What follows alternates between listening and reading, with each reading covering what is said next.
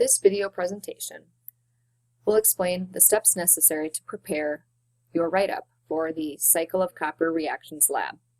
You should have your lab handout from class, and in addition, your cherry-colored handout that you use to refer to when you're prepping labs.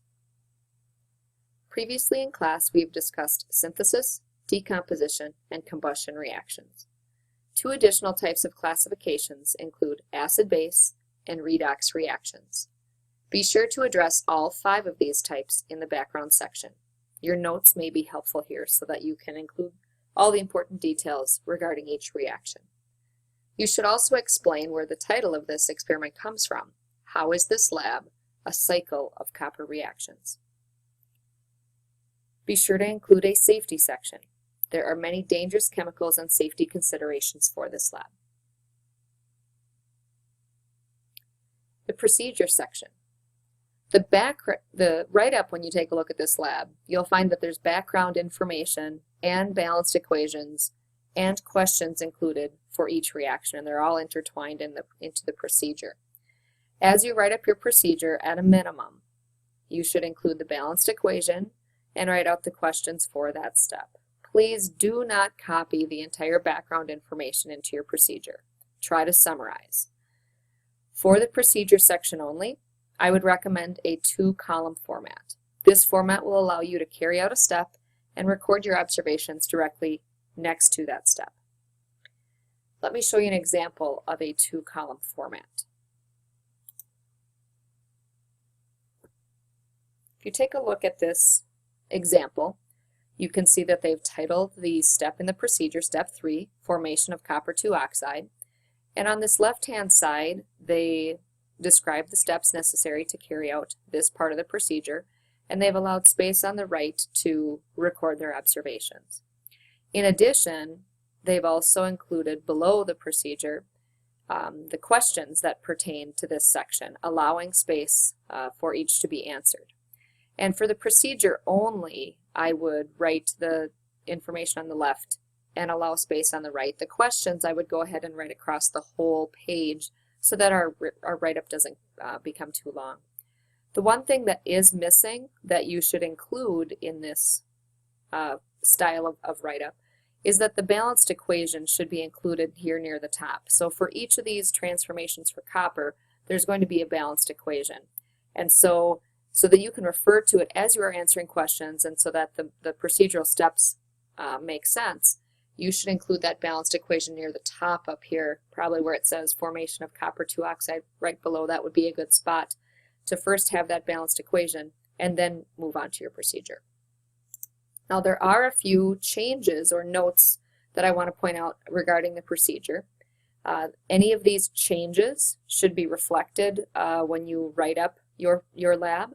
And so you may want to, on your lab handout, make notes regarding these changes or comments so that you make sure to include the proper changes in your write-up.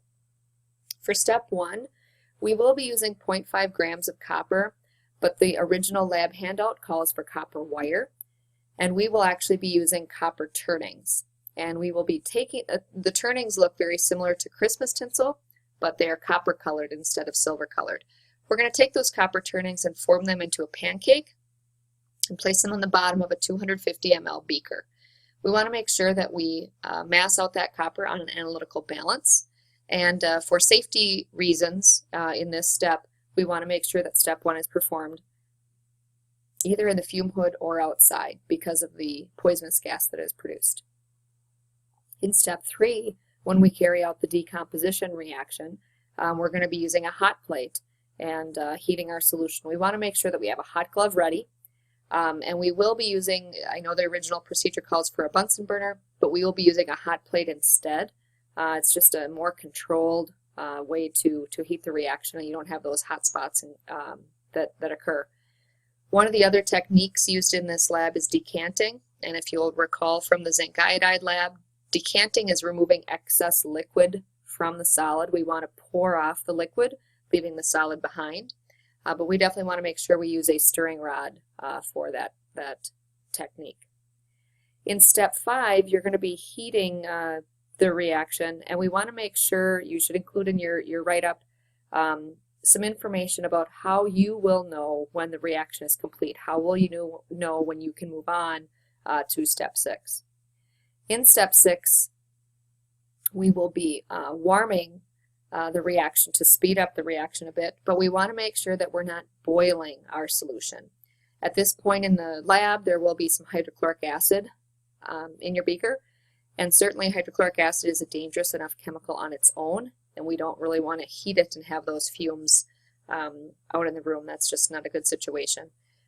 You'll also be using a rubber policeman on the end of your stirring rod to transfer that solid copper to an evaporating dish. And actually, instead of an evaporating dish, you should write watch glass. We typically will use watch glass instead. One change to the lab, it does say to rinse the final copper product with methanol to remove water and allow it to dry more quickly. Since we will likely mass the copper on a completely different day in our in class and not the same day we're doing the lab, we will not be rinsing the copper with methanol, but instead we will just allow it to air dry and then mass it.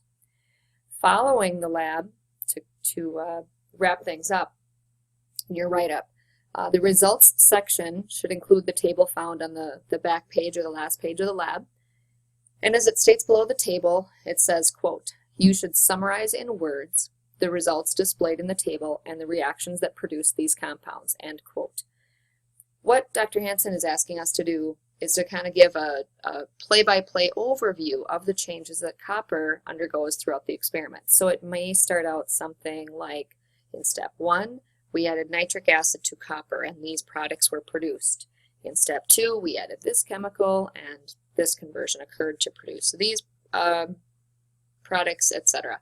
So you kind of give a short recap in paragraph form of the changes that copper goes throughout the experiment. Lastly, in the conclusion section, and obviously it goes without saying all the questions that are intertwined throughout the lab, make sure that you've answered all the questions, and those are, as we said earlier, part of your procedure. So make sure those are answered. And then in the conclusion section, we will again follow the rerun format.